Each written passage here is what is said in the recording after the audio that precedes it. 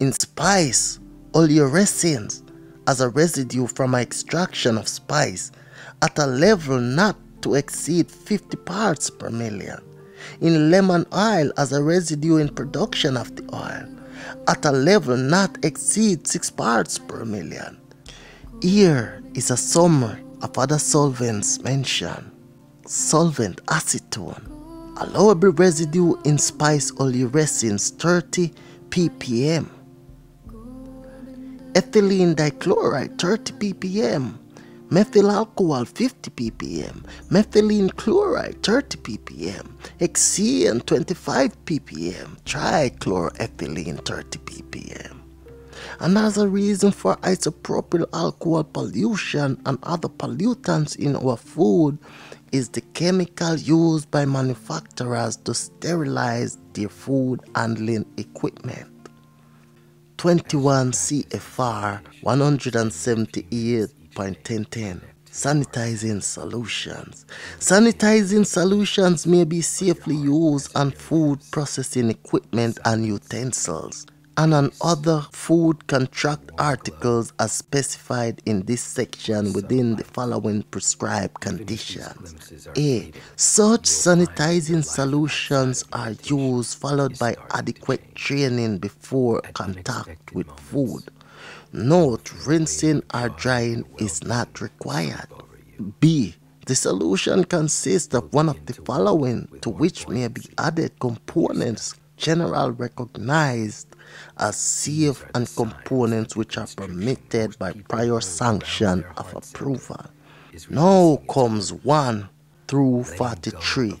Permissible sterilizing solutions, including several with isopropyl alcohol like 25, an aqueous solution containing elemental iodine, potassium iodide, and isopropanol. In addition to use on food processing equipment and utensils, this solution may be used on beverage containers, including milk containers and equipment, and on food contact surfaces in public eating places. Then in paragraph C, 19, the exact concentration of the iodine is specified. Nowhere is the concentration of the isopropanol specified. It can be as strong as desired. The good news is that isopropyl alcohol leaves your body by itself in 5 days after you stop getting. Even if there were regulations governing removal of sanitizing solutions, the overwhelming truth is missed that nothing can ever be completely removed after it has been added. Or perhaps the lawmakers didn't miss these facts. Perhaps they believe that small amounts too small to measure with an ultraviolet spectrophotometer could surely do no harm. Isopropyl alcohol is a pollutant in cold cereals. Stop buying all cold cereals. Even the most natural cold cereals are polluted. Hulda haven't tested every cereal on the market, but she have tested so many that you should not take a chance on a single one. Why is it so important to get rid of isopropyl alcohol if you have already gotten rid of the intestinal fluke and are on the parasite maintenance program? Because reinfection can occur so quickly. Dairy products and fast food and burgers are not heated high enough to kill metacercaria, the shell stage that can survive extreme heat and cold in pans.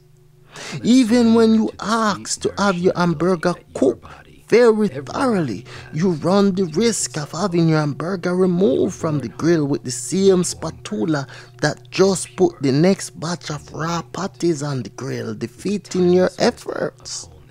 Within 24 hours, the fluke stages are in your blood, some of which are hatching into adults, and before your next maintenance dose of black walnut hull tincture, they are in your liver and your orthophosphatyrosine is back.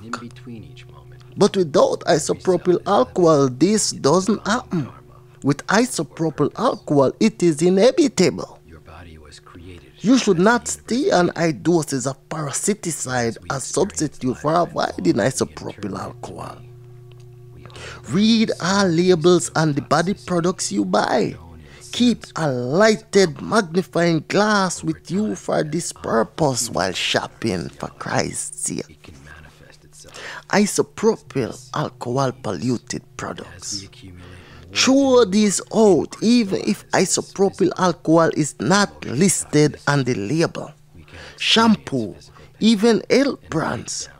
Store-bought fruit juice including 100% natural and health store varieties. Store-bought and bottled water including distilled mineral health store or self-dispensed varieties. Cold cereals including granolas and health food varieties. Rubbing alcohol, vitamin supplements, and herb extracts unless tested. All shaving supplies including aftershave. Prescription and over-the-counter drugs unless tested. Mouthwash, white sugar. Use confectioner's sugar or the brown sugar, but add vitamin C to detoxify mold. Decaffeinated coffee, postum, herb tea blends. Single herb teas are okay. Hairspray, carbonated beverages, cosmetics. You can make many of these products yourself free of toxins. Remember that isopropyl alcohol is also called propyl alcohol, propanol, isopropanol, and rubbing alcohols. Endogenous isopropyl alcohol means made in your body. There is another even more fiendish source of isopropyl alcohol. Certain bacteria of the Clostridium family make it. A portion of your colon bacteria are Clostridium varieties. It is considered normal, yet children's bowel content tested negative for the 6 Clostridium species Holder searched for. Instead, they add bifidus variety, a good bacteria. Holder think absence of Clostridium and presence of bifidus is truly normal, even for adults.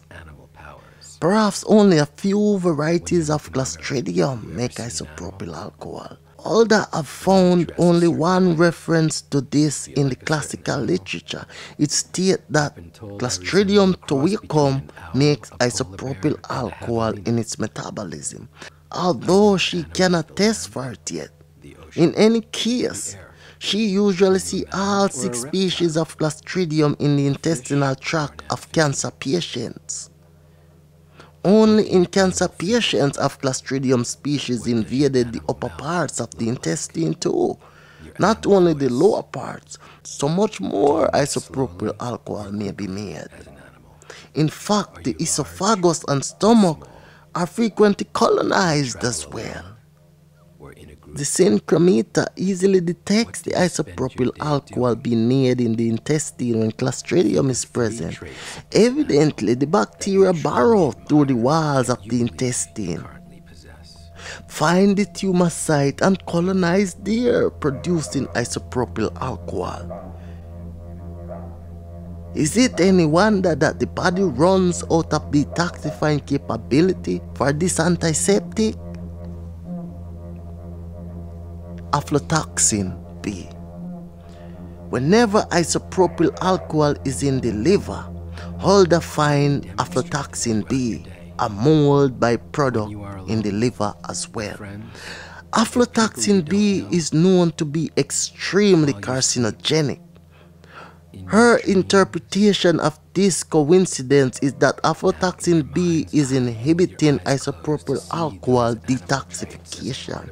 Of course, the reverse may be true. Isopropyl alcohol could be inhibiting detoxification of aflatoxin. Either way, if you stop eating moldy foods, your aflatoxin B level will be 0. Some foods with aflatoxin B